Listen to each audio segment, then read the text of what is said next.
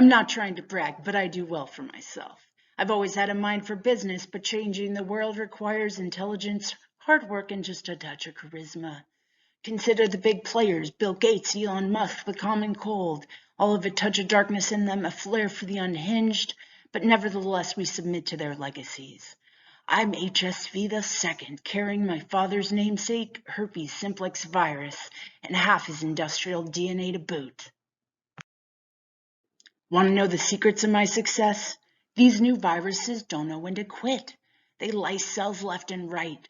The secret is choosing when to pounce. I keep my hosts alive, strong, and good old human desire keeps me circling the globe. People think I'm just a brain, but I'm a looker. I'm a pretty big guy. My capson's a polyhedron with 20 faces known as an icosahedron. I'm all for having layers, so I sport a lipid envelope, made by host cells themselves and attached to my viral matrix. I'm a DNA guy. I rock it double-stranded and linear with as many as 84 protein-coding genes packed in. I'm a virus, so technically not alive, but who cares when you're having this much fun? I'm covered in glycoproteins, which help me bind to host cell surfaces fixed with receptors for easy entry, if you know what I mean. My envelope's made up of host cell materials gathered in a process called budding out. With a disguise like that, I'm able to enter via membrane fusion or other ways such as creating pores or fragmentation when I want to get messy. I stick with my hosts for life because I'm a loyal guy.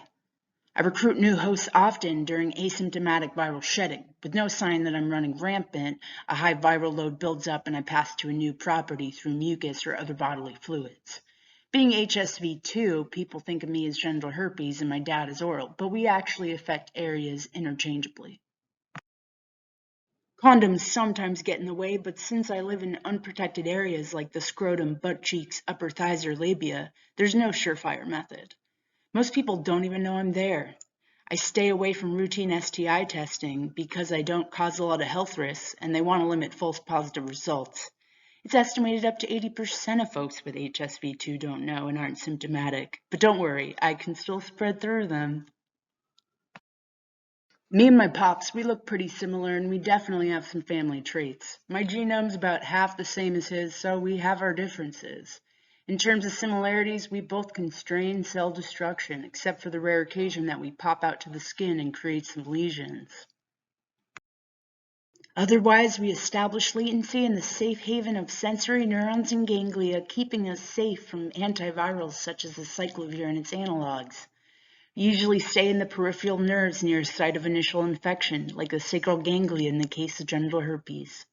I'm most likely to come have an epithelial lice party if you're physically or emotionally stressed, so think of me as your personal therapist, gauging how you feel and giving prompt feedback when you need to slow down.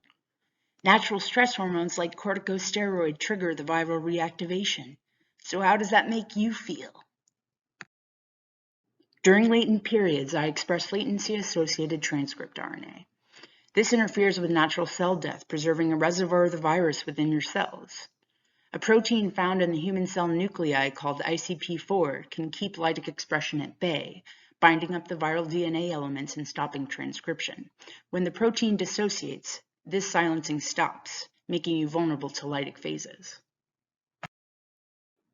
Transcription is pretty complex because of my large viral genome, but you should know I used host cellular enzymes to transcribe my DNA to RNA for protein and glycoprotein synthesis.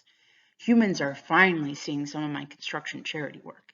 I benefit from it too, but your nerves are my highways, so I actually have DNA coding for proteins that promote nerve repair.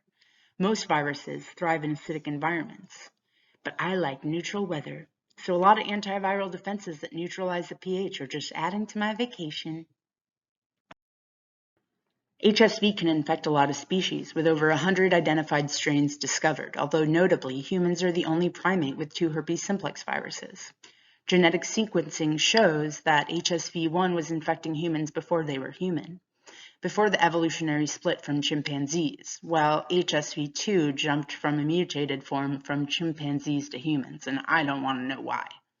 You can have HSV1, HSV2, we can have both in different regions or both in the same place. We're just not picky. So we've established a few things. I'm good at hiding in nerve cells. You never get rid of me. but I don't pose a lot of health risk. The common exception is pregnant individuals, where I can cause fetal infections or premature labor. Newborns have underdeveloped immune systems, meaning that I can potentially enter the central nervous system or vital organs, resulting in a potentially fatal infection.